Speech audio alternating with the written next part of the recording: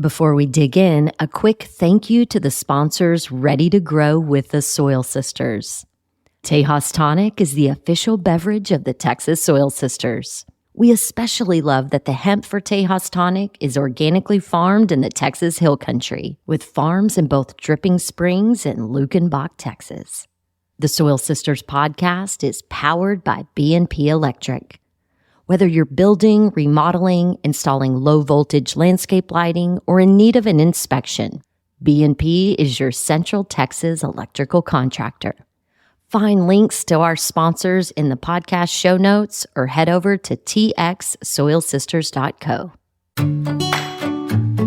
You're listening to the Soil Sisters podcast, where we dig in on family farming and ranching, regenerative agriculture, healthy living, and planting seeds in our community.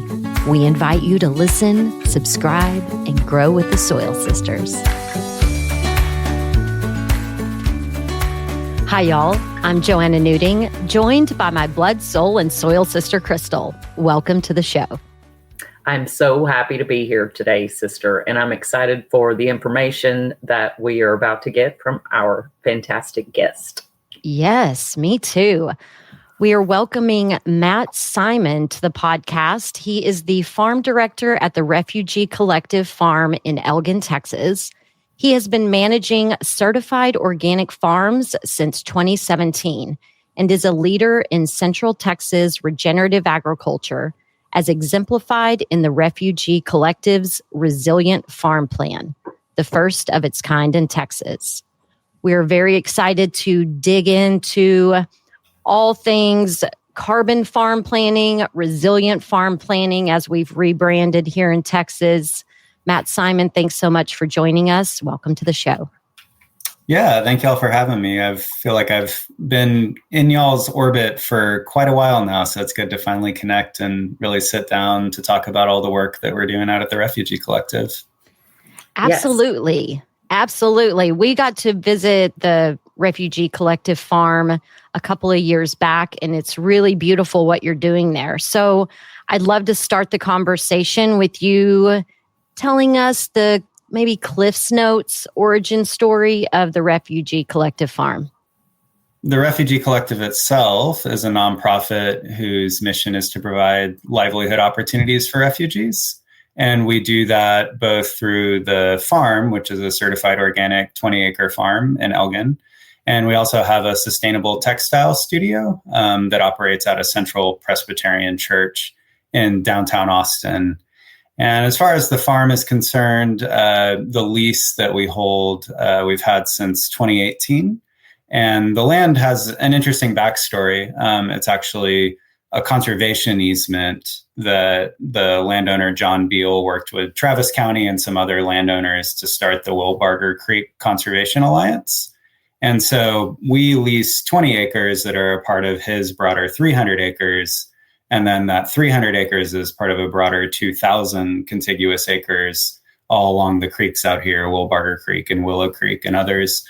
And that's one really unique aspect of the farm is that John, with all of his conservation goals, has really supported us with all of our regenerative farming goals. There's a couple of other organic farming operations who operate out here on his land as well. So I'm really excited to see that partnership between conservation easement landowners and organic farms kind of flourish in the future, because I think it's really important as land access becomes more and more difficult for people trying to get into farming.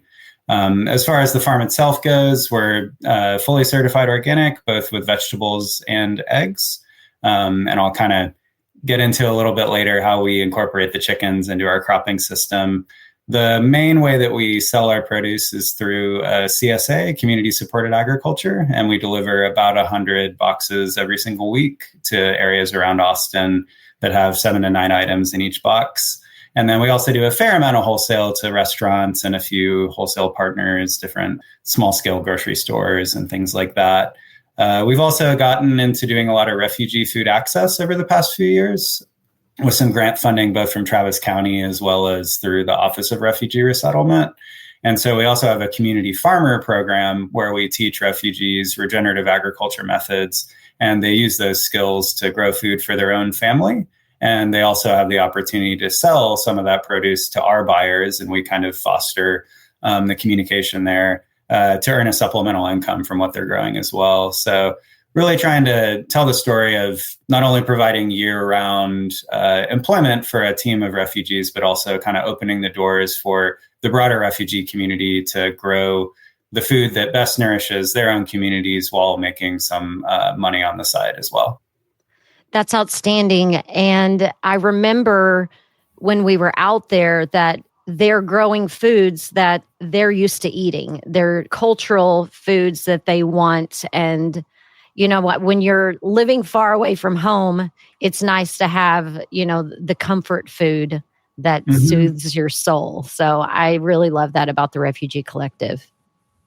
Yes. Yeah. And I think that's been, a really interesting initiative because, most of the times food access means kind of like sort of gleaning the leftovers from the industrial food supply. And then that's what ends up getting distributed to a lot of people, which most of the time is not really like health promoting foods, and I've had conversations with some of the people who have worked out here saying like, oh, when I got to America, it was so easy to just go to the store and buy like a soda and some chips. And I couldn't do that back home. And, but they noticed that within the refugee community, there's a higher prevalence of hypertension, diabetes, different things. And I think it is just like you mentioned that there's really not access to those traditional foods that are really a part of the culture of where folks are coming from. So to be able to provide them the opportunity to grow those crops that they've been eating their entire lives in their new homes has been really powerful. I love that. And being able to share that with the wider community, the different varieties and maybe recipes and things that we just don't have any idea about. We grew up in the country and I love that. But, onion and garlic is our seasoning, maybe some cumin or some kind of pepper. But Dion and I are talking about what we're going to cook later, and it's going to have ginger and garlic and cumin and all kinds of different flavors and sweet potato and vegetables in it. And these are things that they're used to using all the time. And so much of America, we're having food-like substances. So I am encouraged that they're able to share their culinary knowledge and the vegetables and, healthy foods that they eat in their homeland. Yeah. And we've been doing more and more like value added products as well. We have a food processing trailer out here on site. And so we actually have seasoning blends that our refugee staff developed the recipes for. So there's one that represents each country. So we have an Afghan one, a Syrian one, West African, Southeast Asian as well. Just really unique flavors that have a lot of like different uses. And we've been getting those out through the CSA, and they're also at a couple like small grocers in Austin as well. So that's really, what we're trying to do is kind of allow our staff a place to tell their own story with the foods that they've always grown up with. So you developed the very first resilient farm plan in Texas here on the Refugee Collective Farm. Can you talk a little bit about what that looks like practically, what a resilient farm plan is, and then we can kind of dive into the nuance. And also you let me know when you're like, this is a great time to pull up those slides that I sent you. Yeah. So I think slide number 4 would probably be where the sort of beginning of the resilient farm planning. Just to give a little bit of backstory to how we even became aware of this work, Meg, our CEO, went to an eco farm conference. I don't know if y'all are familiar with that. Really, I've never gotten to go, kind of jealous, but there's this incredible farming conference in California. I think a lot of times they'll hold it in like Big Sur or Monterey or something. So it sounds lovely, but somewhere beautiful. Yeah. So she went to, I guess there was sort of like a breakout group for women in regenerative agriculture. And she met a woman there who's involved with Carbon Cycle Institute. And they're a Marin County, so Bay Area of California based organization that developed this framework known as the Carbon Farm Planning Framework. And essentially what it is a way to look at the entire farm. So, we lease 20 acres out here, but we actually only crop about 4 of those with annuals, because there's weird topography and some areas are kind of wooded and some areas the soil is just, particularly bad. And so it's sort of like in the past, we would just keep that mode or maybe plant some trees, but not really with any sort of like design in mind. And so the carbon farm planning process takes a look at the entire farm, even those niches that aren't really in production, and looks at it through the lens of carbon sequestration. So the idea is, what biology can we introduce into the farming ecosystem to really create the most dynamic carbon sequestering system possible? Essentially what the process is to take a look at the map of the farm, identify, what areas are best for annual agriculture, and really dial in different regenerative practices on the annual fields. And then also take a step out from the annual fields and say, what if there was a, windbreak of trees and other shrubs along this fence line? And then once those trees are mature, how could the lumber harvested from them, branches harvested from them, make their way into the farm's composting operation? And so really looking at different ways to cycle carbon on the land. And the plans typically have like a pretty long time horizon. So a typical plan, because there's so many perennials involved, both trees as well as conservation cover, like perennial grasses and forbs and those sorts of things, they typically say, the time horizon for fully implementing one of these plans and have it be at, running full stop is about 20 years. And also within that 20-year time span, obviously, management capabilities and needs and production potential is going to change. So it's a living document as well. And one of the cool things is that once you kind of identify what practices can fit in where, Colorado State University developed this program called Comet Farm Planner. And I believe it's open source and anyone can just go to Comet Farm Planner if you search it. And even with your backyard, if you have a 1/4 acre, you can dial in different practices that you might want to implement, like planting, conservation cover or planting trees. And it'll actually quantify how much carbon sequestration potential there is from implementing that practice.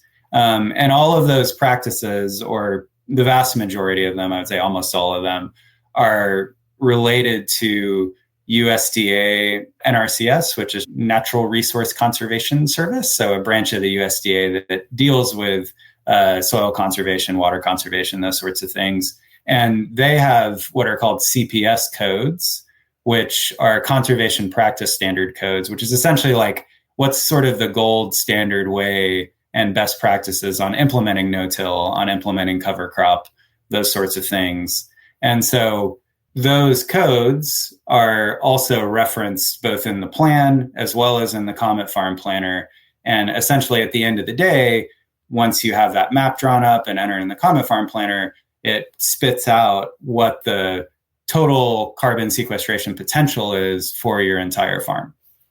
So what you've just said, we're like, okay, we want to do what's right. We want to build healthy soil. So through this resilient farm plan or carbon farm planning, we've created this framework. Like, what is this land capable of? What are we wanting to do? I guess I want to pull up your next slide. That's like, why? Why do we, why do we care about this stuff? Just in real practical terms, why is this so important? Yeah, and I think it's worth mentioning too, our plan is branded as Texas' first resilient farm plan. And there's a reason for that. So we worked with Carbon Cycle Institute to develop our plan. And we also worked with National Center for Appropriate Technology. And they're a Texas-based, branch of National Center for Appropriate Technology. So they were really trying to push the carbon farm planning framework forward in Texas.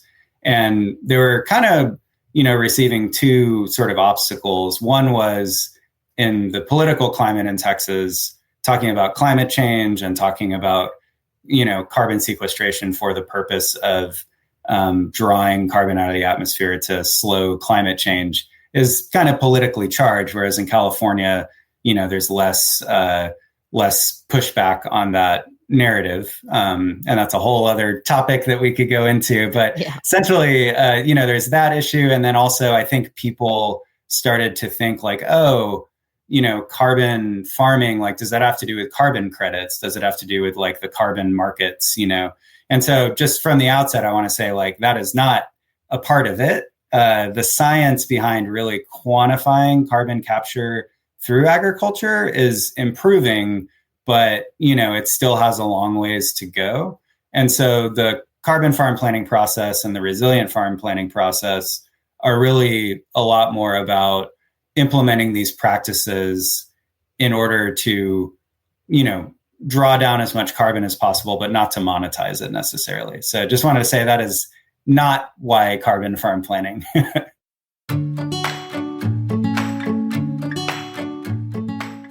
I'm glad you said that, because that's what I'm like, is this that carbon credit game? I feel like they're gamifying it for big companies. And when we went out to your farm and we were learning about this, I'm like, oh, this is the real thing. This is like actually capturing carbon and doing what's right, not about the gamified system that is big agriculture. Well, and that's exactly what it is. It's gamified big ag.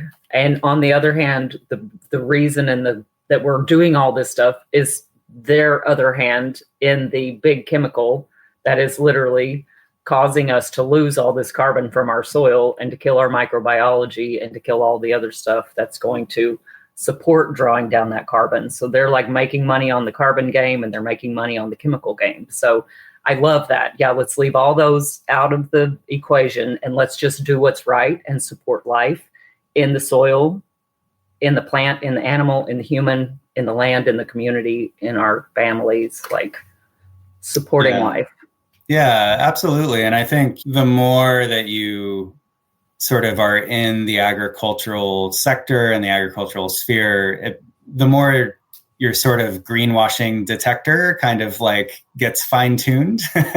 And I feel like I'm not an expert by any means, but a lot of what I see in the sort of carbon market space is a lot of that greenwashing and ways for corporations to kind of pass the buck and really not take on responsibility for cutting their own emissions or improving their own technologies. And I just don't think it's the most effective way to approach the problem we have like at scale, because, it allows these corporations to sort of put a shiny image on what they're doing without actually making deep changes because they have deep enough pockets to buy these carbon credits, So, I mean, that's a pretty like simplified view, but I also think it's like on the surface, that's kind of what's going on, 100%. Yes. And when you really dig into what you're talking about with the carbon farm planning, it really is just practicing regenerative agriculture, but doing it in a way where you're creating a long-term framework for it instead of, okay, I'm just going to make the next right decision. It's, okay, let's sit down and look at this and what do we want to see on this land in 20 years? Well, I feel like it helps quantify and it helps people see a picture of what we just know. Like this helps other people like wrap their mind around it and see it in terms of, numbers in some way that helps them get it. So whatever it takes. And I think that's the power of the way, I think that element of it has allowed it to develop the way that it has in California. They're over a decade into this work out there. And actually, Lynette from Carbon Cycle Institute will be at the field day that we'll talk about a little bit later on November 3rd to kind of give some of the historical background about how it's developed in California. But, there's hundreds of plans on tens of thousands of acres now out there that have this framework on it. And I think without that quantifiable component, it takes a lot of different stakeholders with a lot of different interests and a lot of different levers to pull in order to move the needle on this sort of big of a project. To have, that many farms and that many acres within this framework is like kind of incredible. And I think without that quantifiable component to show people like, this isn't just like me saying like, oh, I'm going to like plant a cover crop once or twice or whatever, that there is this very like strategic, quantified sort of process that you're taking on and that your farm is going through, working toward that carbon sequestration goal. There's just a lot of power in that. And even, policymakers, farmers, kind of everyone in the whole conversation, it's something they can like very easily connect with, So yeah, I think that feature of it is really powerful. Yeah. And I love what you're saying, because it takes community. We all have to do our part in our lane. Like, this is what we're doing. That's what you're doing. That's what they're doing. But we're all doing it in the same way. And so that is how we build this and make this a real thing that actually moves the numbers and moves the levers that need to be moved. Mm-hmm. Yeah. So when you're creating this framework for your farm, are you also from the beginning setting up, these are the timeframes where we're doing testing, and what are you looking at? What soil test and what in ecosystem testing are you doing within a resilient farm plan? Yeah, that aspect of it is important as well, because the planning portion uses the Common Farm Planner software, but that's really just modeled CO2. So essentially, without spending currently like hundreds of thousands of dollars to really monitor carbon in an effective way over a vast, farming landscape, the proxy for carbon in soil is soil organic matter. So every soil test, pretty much every soil test, it's standard to be testing for soil organic matter. And soil organic matter is about 50%. I think it's, they say like 46 or whatever, but I usually just say 50% carbon is essentially what is being measured in that soil test. Instead of trying to really dial in like, exactly how many carbon molecules are in this teaspoon of soil, really what we do is we test once a year, usually in the fall. That's kind of when nutrients are on their way to being a little less active. So October, November. And so we measure every year around that time, so that's kind of the best time where the soil is still dynamic. It's not fully asleep, but it's also not just like, rapidly cycling its nutrients like it does in the spring and in the summer. And so we'll test during that time. And the whole idea is that year over year, we want to see an increase in that soil organic matter percentage. A lot of industrial heavy tillage farms are lucky to even have like 0.5% soil organic matter. It's pretty dismal. I think pre-industrial agricultural numbers are usually said to be somewhere around like 2.5 to 3% soil organic matter. And so really what we're trying to do is the 20-year goal for us with our soil type, which is really heavy clay. If we were to be able to get it up to 6% soil organic matter, that would be impressive, So that's really kind of what we're working toward. And we missed our soil test last year, but again, at the field day that we're doing in November, part of it is going to be a soil testing demo by Dr. Provin from Prairie View A&M. And so we'll get our new soil tests, and everyone else will be able to see what that process is like. And we're 2 years now into our implementation of all the annual practices, which we can talk about the actual practices in a second, because that's a really interesting aspect of it. But yeah, it'll be interesting to see compared to the 2 year ago baseline where we're at now after having implemented all these practices. So what is the baseline? Start with. Yeah. I'd have to look back, but I want to say that we were somewhere around like 1.8 or 2% in most of the fields. Our fields are very different soil types and different states of, like, some of them were leased to cattle a really long time ago and are kind of overgrazed. And we've really, it's taken a lot to even be able to grow like arugula in them. And then some other areas have been, a little more amenable to planting So yeah, but I think, we took like 4 different samples from different areas of the farm. And I want to say most of them were, around like high 1s, low 2s, like somewhere in that range. So wow. Definitely Percent? Yes. What's that? Percent. Yeah. 2%. Uh-huh. Yeah. Yeah, exactly. Yeah, we We have- started, go sis. 0.1% organic matter in our on our 30 And acres. what had taken place on that land prior to y'all It's measuring? been farmed conventionally for 100 farmed for wheat, hay grazer. Yeah. Yeah. So It's- sandy loam and 0.1%. This is We were like, well, we've got nowhere to go but up. that's right. It's true. Yeah. Wow. Yeah, and I think So- I've heard also that sandy soil in particular, it's hard to get it to retain that soil organic matter as well. Compared to clay soils and stuff. So sounds like you'll have your work cut out for you, but you also know what you're doing. So We're on our way. Yes. Yeah. All right. Which slide should I pop up on the screen? Yeah. Let's go ahead and do the one that kind of deals with the practices. So I think that would be number 6. Yeah, that one. So this is really kind of what I like to impress on people, because I feel like everyone kind of knows what organic agriculture is at this point because they see it in the grocery stores.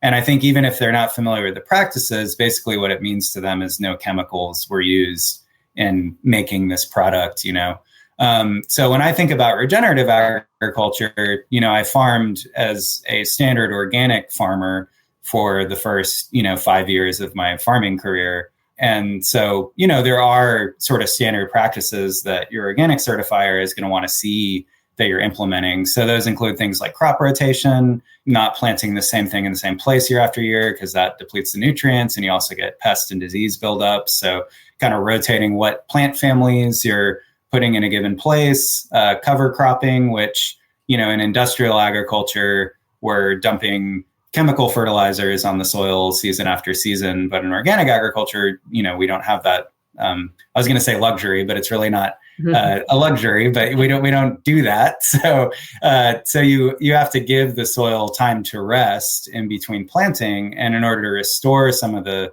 fertility that was taken out from your last cash crop, we plant a cover crop.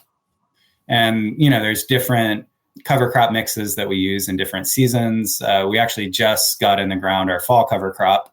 We're actually irrigating it because apparently it's never going to rain again in Central Texas. But so for the fall, we usually do like oats and peas and vetch and daikon radish and also some purple top turnips.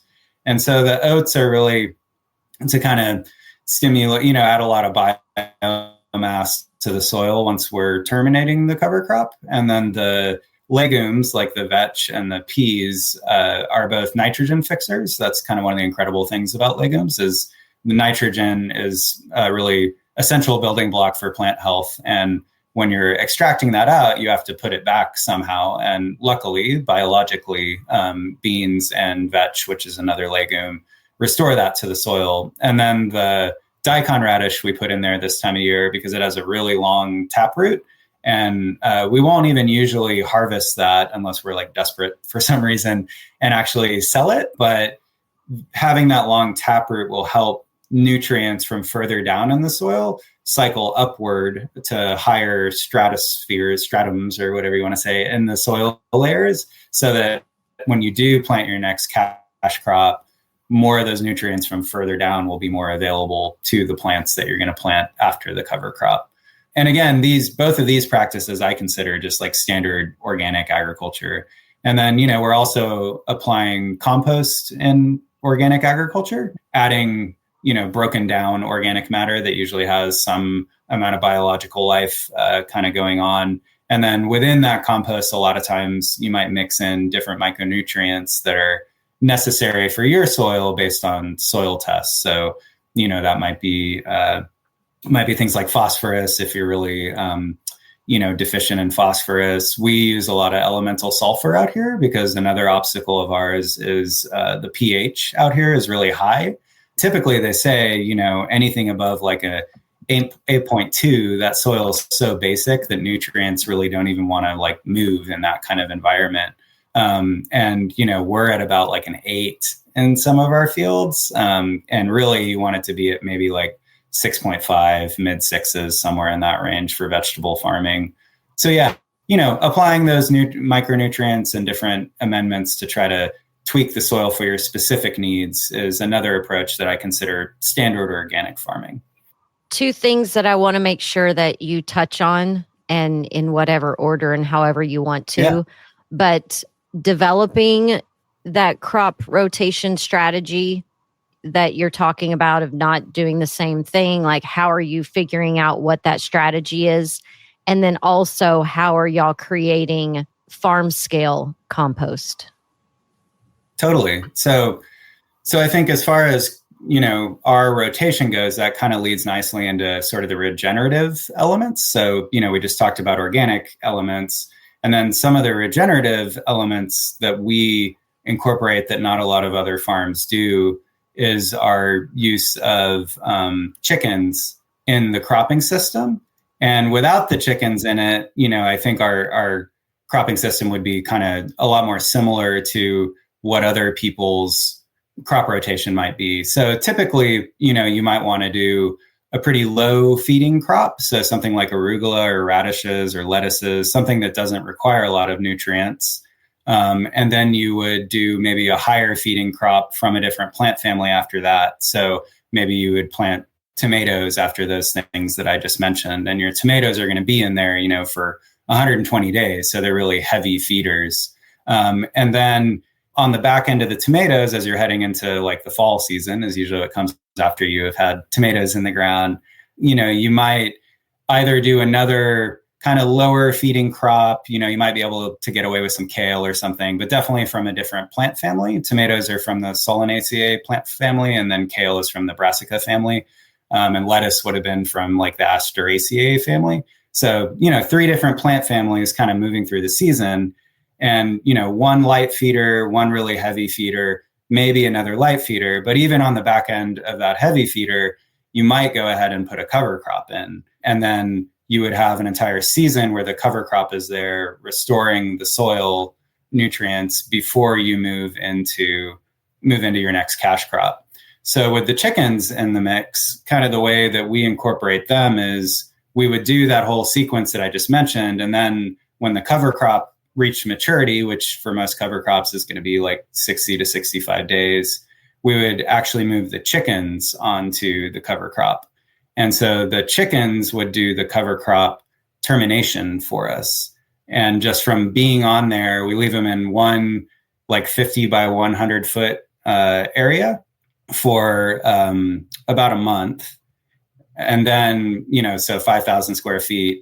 And then, when they move off, that whole area is like fully defoliated by then, basically, and I wouldn't call it rotational grazing. And we actually don't call it that anymore, because we had some people come out and they're like, that's not what y'all are doing. Y'all are terminating your cover crop with chickens and doing weed control with chickens. So, even though we have animals in the system, I would not call it rotational grazing, where you're typically trying to like improve the plants that are there, not like destroy them.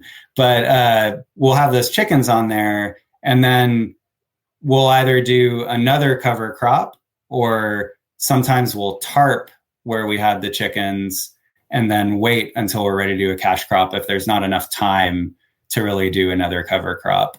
And I guess... And by tarping, do you mean just laying it down, killing anything that's under it? Yeah, these giant silage tarps. Okay. Yeah. And so those are really, those are kind of a lot more in use these days. And a big reason for that is, going back to the typical organic agricultural model, usually people would come in and instead of terminating that cover crop with chickens, they would come in and mow that cover crop. And then they would disc that in, plow that into the soil. And then that's how that would get incorporated into the soil. The microorganisms in the soil would eat the decaying plant matter. And, that's kind of standard organic agricultural practice. But, we'll move the chickens on it. And then either, we'll have this kind of blank slate. We didn't have to disc to get that blank slate. We use the chickens to do that termination. And then if we're going to do another cover crop, if it were standard organic agriculture, usually if you were just going to follow, do one cover crop and then another cover crop, you would disc again. and then seed the cover crop into the disked up ground, and then kind of do a light disc to harrow everything in. So, that's one thing I think people need to realize is that standard organic agriculture is actually like pretty heavy tillage at the end of the day. A lot of times even more so than industrial agriculture, because again, since you're not using any chemical weed control, your main way to control weeds is to just go in and plow up the ground again and again and again with each flush of weeds, So I've been on a lot of larger scale organic farms, and I think people have this idea in their head of organic as like, oh, it's going to be this verdant thing. And, but I mean, I've been on some large organic farms that feel like a moonscape, it doesn't feel like an intact ecosystem because, the way they can deal with weed pressure, is by disking. So we'll put in, and the way they cover crop is also by disking. So once we have that tarp on and we pull it off, we're left with a pretty blank slate. And if we want to do another cover crop, and this kind of gets into the next practice that I consider regenerative, which is no-till. If we want to use another cover crop, we have a no-till drill, and we'll put that on the back of the tractor, and that will basically cut slits in each of the beds that have already been established from the previous crop. And it'll cut a slit into the beds. Ours has 5 different chutes. And so all of those slits will have seed that gets dropped down out of the seed box on the drill. And then the wheels come behind and cover that over. And so because we don't have to disc in order to cover crop anymore, we're essentially working on permanent beds. So we did disc like 2.5 years ago, and we used a machine to shape the beds and everything. But ever since then, we actually haven't disked at all since then. And we have, these blocks of beds that are essentially going to be there hopefully forever. And so the way that we plant into that, because if you think about it, whenever you plant a plant, you kind of need the soil to be loose enough to like get it in there.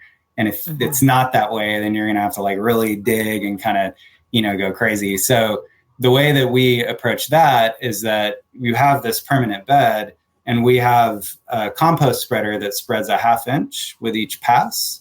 And so we'll come through and do anywhere between 2 and 4 passes, just kind of depending on, again, how heavy of a feeder, whatever we're going to plant there is.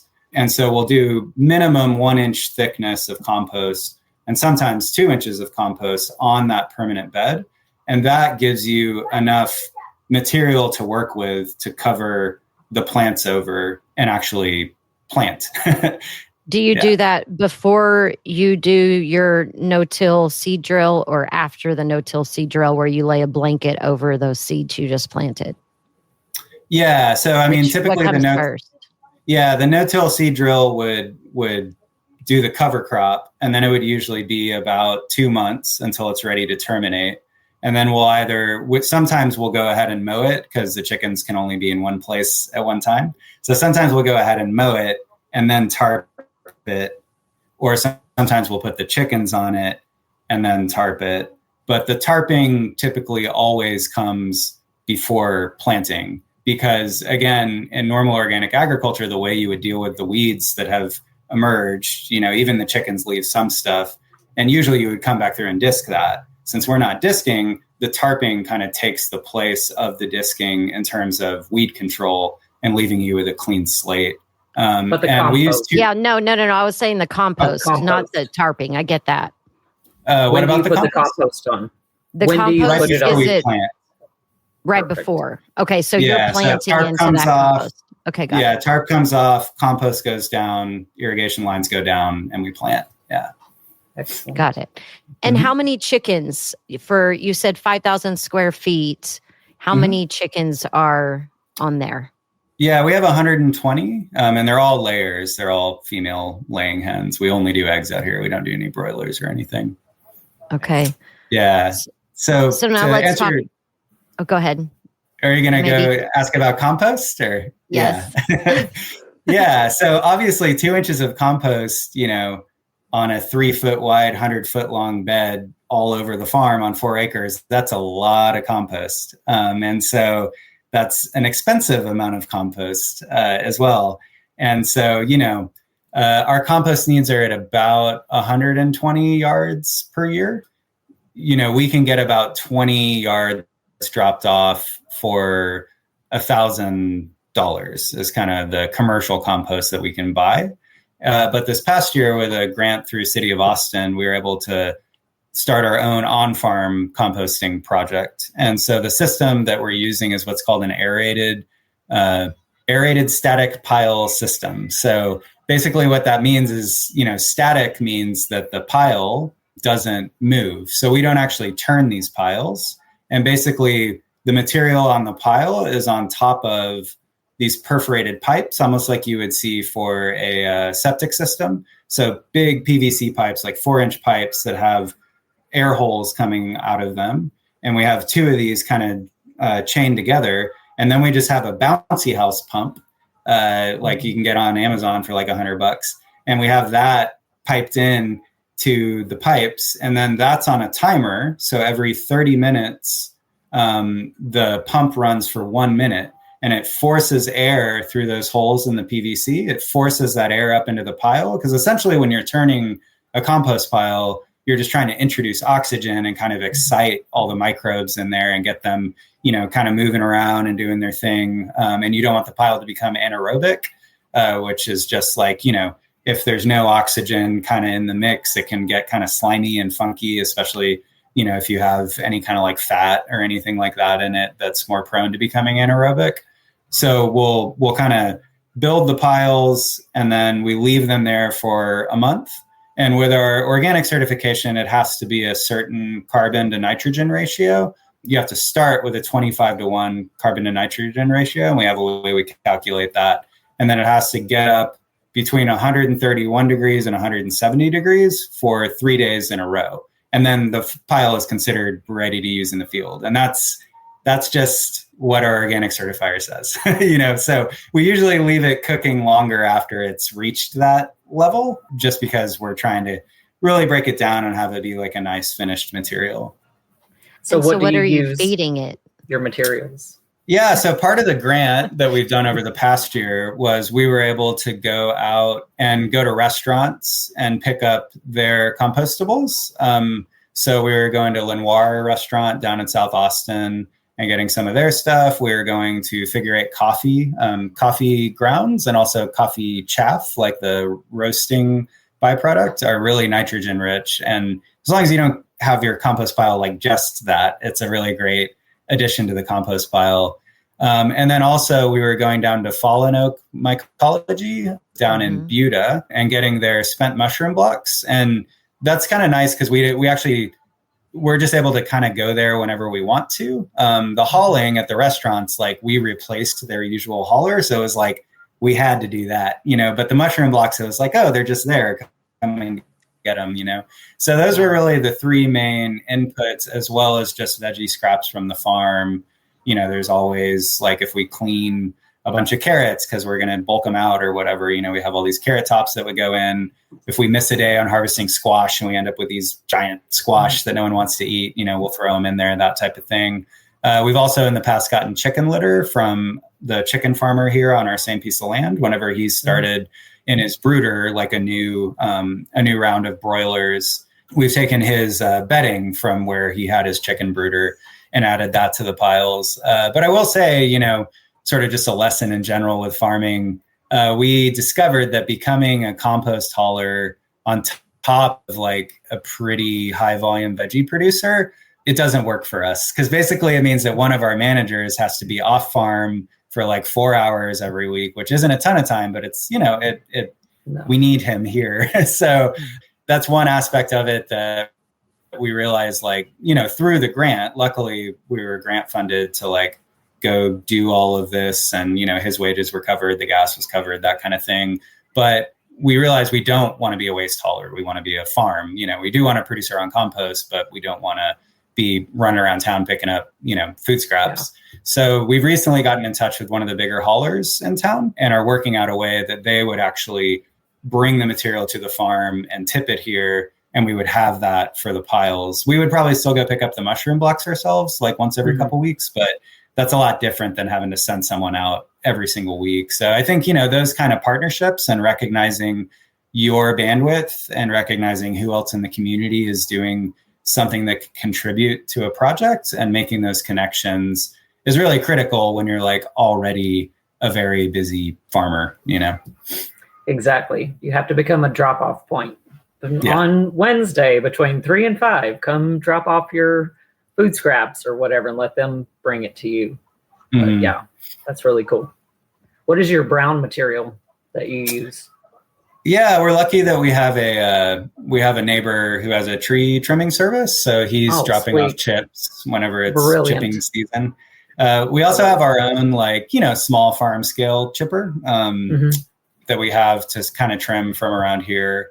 But the mushroom blocks are an interesting one because I think they're almost like equal carbon and nitrogen ratio, because the blocks themselves, the medium is like sawdust. So, I mean, I've seen people like kind of just let those break down and add that directly to their garden, like without any browns or greens, you know, just the mushroom blocks. Yeah. So that kind of adds this neutral material that also has a really nice like texture to it, that kind of tilthy, sawdusty kind of texture.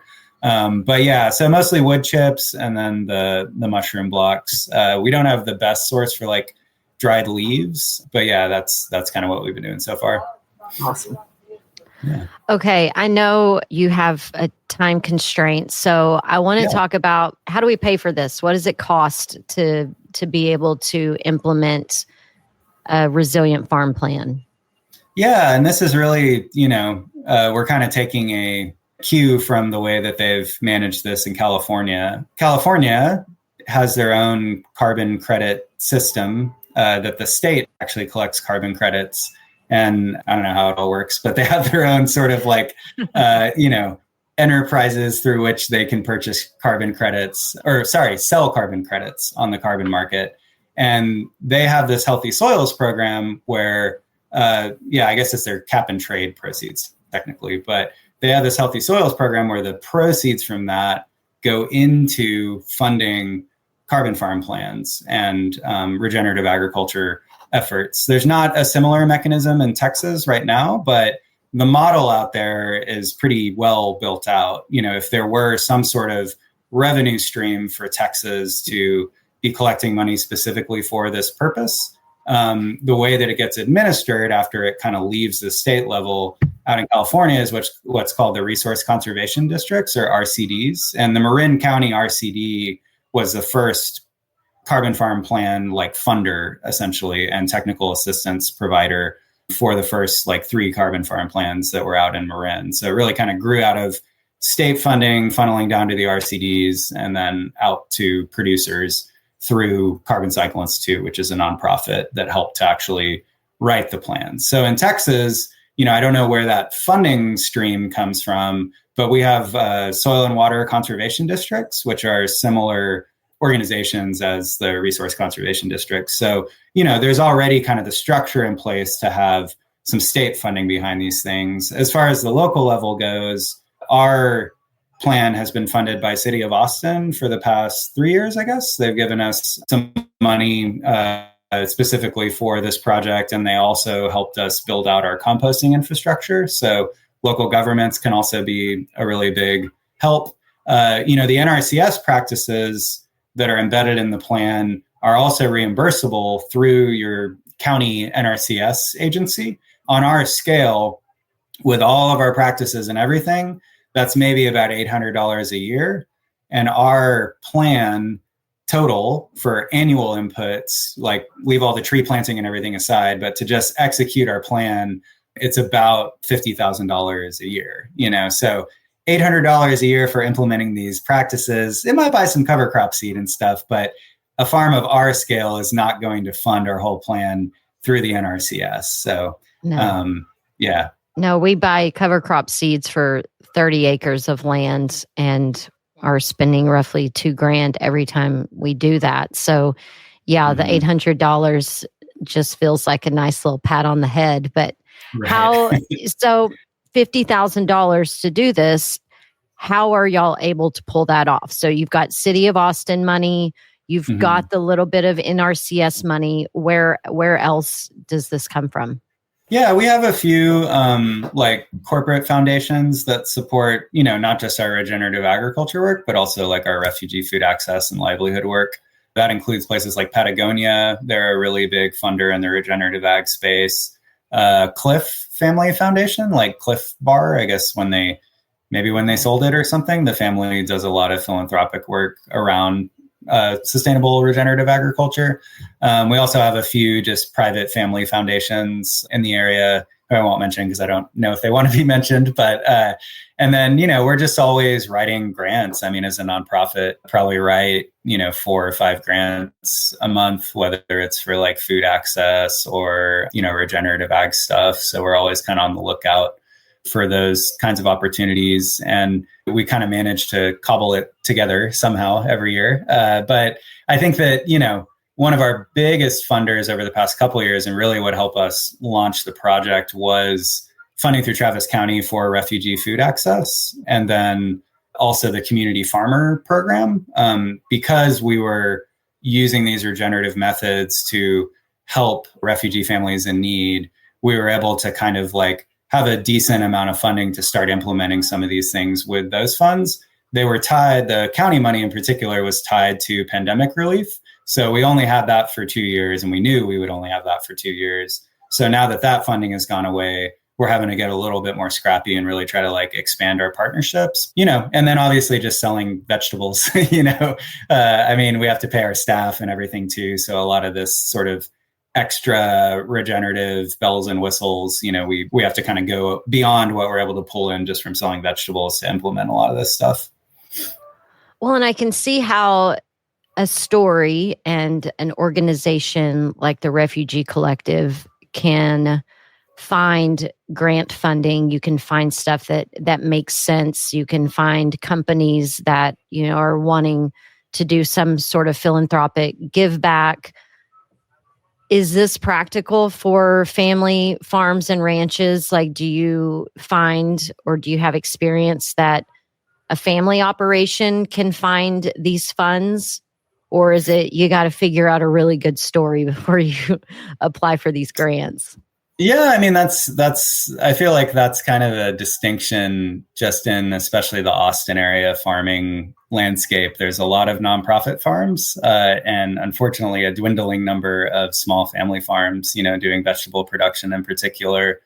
And I think that, there are grants that we're actually not a good fit for through the USDA. We've applied for grants through USDA as well as TDA, Texas Department of Agriculture in the past. And they don't really want to work with like social missions like the USDA and, well, I shouldn't say that, but the USDA and TDA specifically, most of their funding, they want to see it benefiting small family farms. Probably what I would do if I were in that situation would be to team up with a university like Texas State has a good sustainable ag department, ACC, and go after some sort of research grant to where, you're testing like vegetable production in a like no-till system with compost application. And the research university could help to sort of define the outcomes that you're testing for. And then they would help do the testing and the funding for that would all be written into the grant.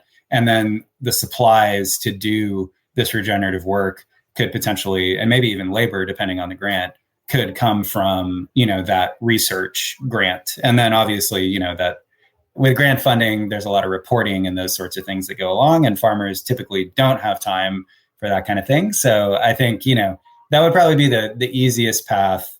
It's not easy, but the most clear-cut path for small family farms would be through like a research grant through even Southern SARE does research grants for regenerative agriculture, Rodale, all these different organic agricultural organizations. But also, there's also family foundations that like to support small farms too, and that's just really like relationship building and, attending like at our Resilient Farm field day, there's going to be some of the people who fund us out there, coming by to check out, what their dollars have done. And, some of those people we met at other regenerative ag conferences, like one person we met out at like the Force of Nature conference that they do out at Rome Ranch every year, out in Fredericksburg, and that was just me being at a conference and kind of chatting about what we do at the farm. And then, the guy got in touch with me a week later and wanted to help fund the work that we were doing, specifically around regenerative. Put the work into networking. That's great. Yeah. So that's what I mean. I think, it's going to take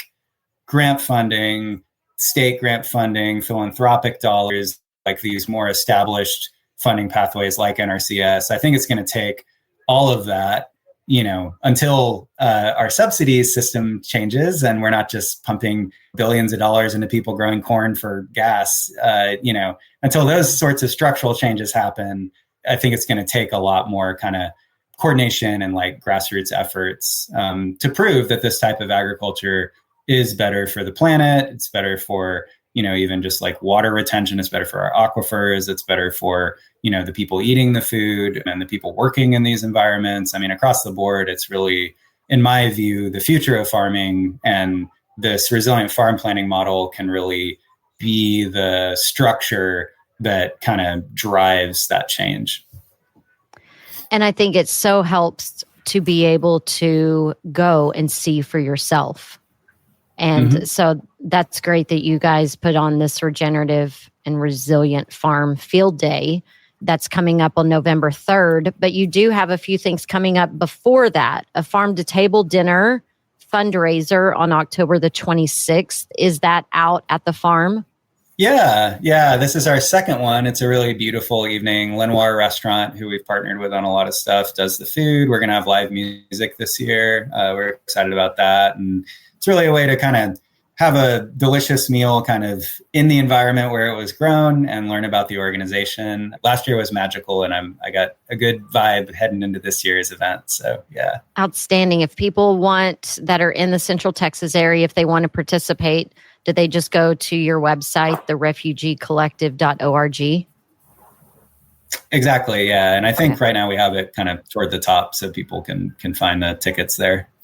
Okay. And then next after that is the Resilient Farm webinar that is going to be preceding the field day. That's on October 28th. So if someone isn't in Central Texas and they can't come to the field day, is this webinar going to give them all that same information?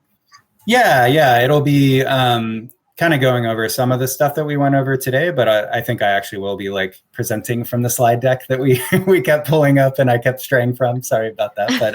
But yeah, so it's going to be kind of laying out the process. But one of the cool things we're going to cover is the interactive map that we have. We have kind of like a Google My Map where you can kind of click around and see the different practices. So it is in that webinar, it will almost be like an aerial view of really, envisioning what the entire plan is, which that was something I didn't even realize we were going to come out of the planning process with. And I think as a producer, having this interactive thing to be like, oh, and then there's going to be an orchard here. And then this, it's like, it's kind of fun. So we'll go into a lot more in depth about the planning process and like what comes out of it at the end.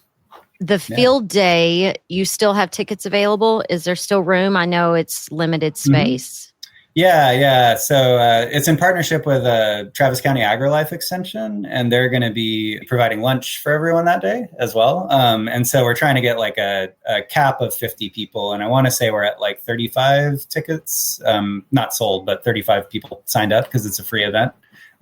So yeah, we're at about 35 people signed up so far. So there's like 15 more spots left. Okay. And yes, the webinar's free. The field day is free. And we met some really fantastic people at the field day that we participated in 2 years ago. So highly recommend. Absolutely. And if you have time for one more small little subject matter. Yeah. I know that you are on the food policy board in Travis County.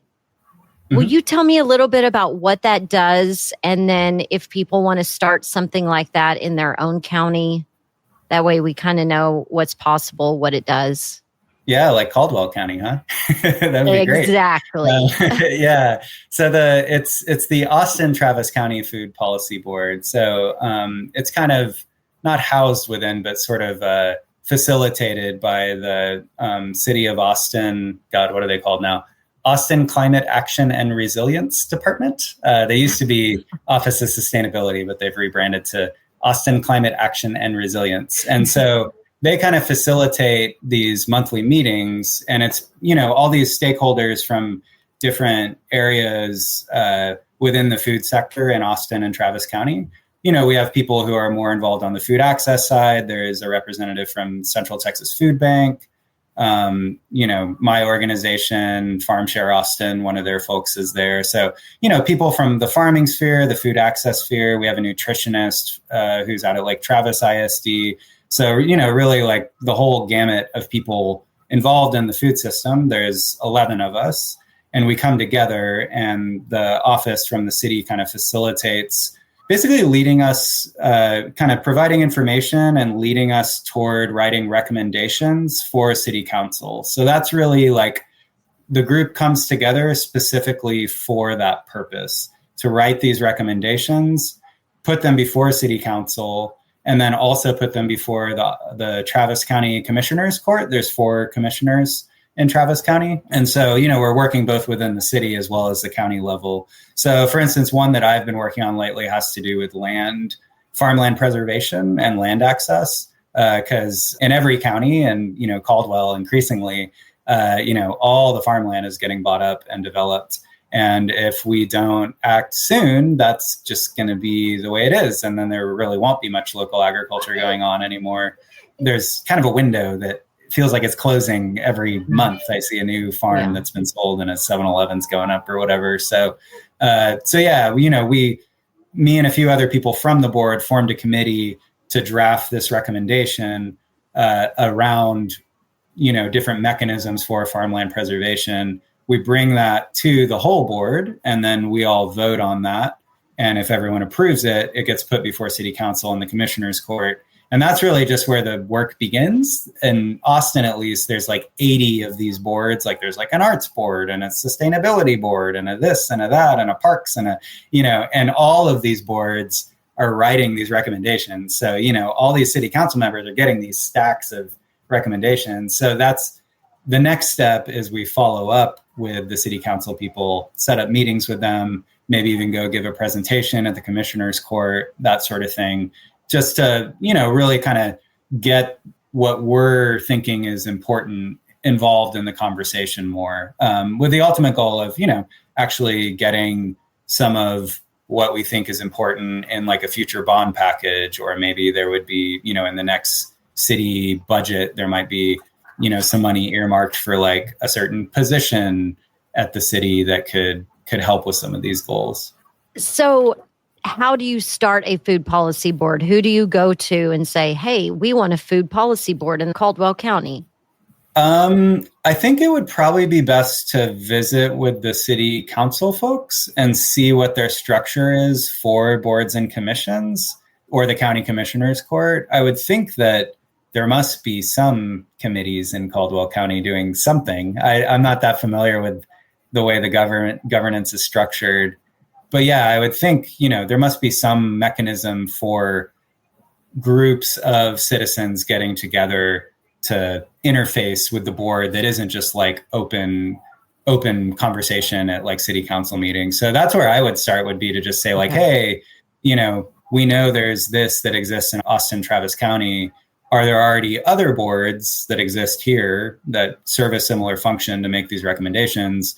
And if so, we want to start a food one, and then I think it would just be kind of putting out an open call. I think the way that it works in Austin is that the whole council has to approve the members. So that's kind of another aspect of it. So kind of now that it's established up there, whenever someone's leaving the board, and it's usually like a 4-year term, I think, whenever someone's leaving the board will say like, oh, who should replace them? And they'll make a recommendation to city council, like, hey, we have this person who works in the food system.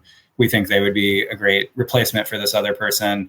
That'll end up on the city council's desk for like, one of their meetings to vote on. Usually they trust the people on the board and they're like, yeah, that sounds great. And that's how people get brought onto the board. Okay. Thank you for that little mini education in civic responsibility. Yeah, I'm definitely still learning how the sausage is made. So it's a very complicated process I'm learning. But, I think it takes people, again, like putting the priorities out there and then following up and really being willing to put time into those conversations. That's kind of the only way. So, yeah. 100%. Well, Matt, thank you for joining us. Is there anything that we didn't ask you that's important to round out our conversation? I don't think so. I think we kind of covered a lot of the practices and the planning framework, and I really encourage people to sign up for the field day. It's a really, really fun day and a great way, like y'all said, to meet people and just see who it is that's active in this space. And I just wanted to thank y'all for having me on. I love talking about this stuff, and I really, am always impressed by the work that y'all do. I feel like every time I see you, I find out about a new thing that you're involved in and kind of, promoting and stuff. So it's really awesome to have the community down there in Lockhart around soil health and farming. And just thank you for kind of providing this forum for people. Well, thank you so much, and for educating folks and us, because that's what we're doing and trying to share that with other people. So we appreciate your work too. Thank you. Connect with the Soil Sisters at txsoilsisters.co. Submit questions, guest or show ideas, and sponsorship inquiries. The Soil Sisters podcast was created and produced by Joanna Nuding. Editing and sound design are in the capable hands of the PodConnects Podcast Network.